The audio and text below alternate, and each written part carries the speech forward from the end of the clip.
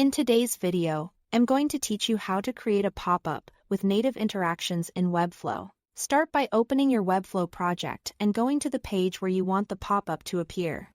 The first thing you need is a trigger. So add a standard button element anywhere on the page canvas. This will be the button people click to open the pop-up, and it helps to give it a clear class name such as trigger button, so it's easy to identify later. Next, add a div block directly to the page body and give it the class name Popup div block. This outer container will act as the full screen pop-up overlay. Inside that, place another div block and name it Popup. Wrapper. Think of this inner wrapper as the actual pop-up box that will hold your content. Now add whatever content you want inside the pop-up wrapper. This could be text, a form, images, or other media. After that, place a button inside the same pop-up wrapper and give it a class like close button. Position it where it makes sense visually inside your pop-up so users can easily dismiss it. Once the structure is in place, select the pop-up div block and style it so it behaves like an overlay. Set its position to fixed and choose full so it covers the entire screen.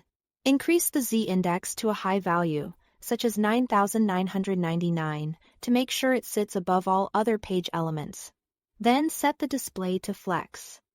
Choose either horizontal or vertical direction and center both the align and justify settings. This is what keeps the pop-up box perfectly centered on the screen. To finish the overlay look, apply a semi-transparent dark background, like black at 50% opacity. Now set up the close interaction. Click the close button inside the pop-up wrapper. Open the interactions panel, click the plus icon and choose mouse click. Under the first click, select Start an animation, then create a new animation. In the timeline, add a hide or show action. Right-click it, choose Change Target, and select the pop-up div block. At the bottom, set Display to None. Then add an opacity action and set it to 0 and save it.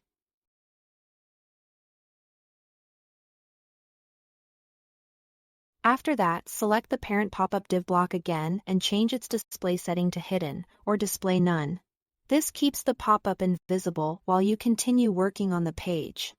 To animate the opening action, select the trigger button and go back to the interactions panel using the H shortcut if you like.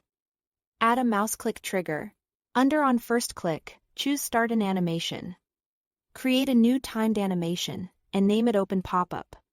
Add a hide or show action. Change the target to pop-up div block and set display to flex. Then add an opacity action and animate it to 100% over 0.3 seconds using an ease curve.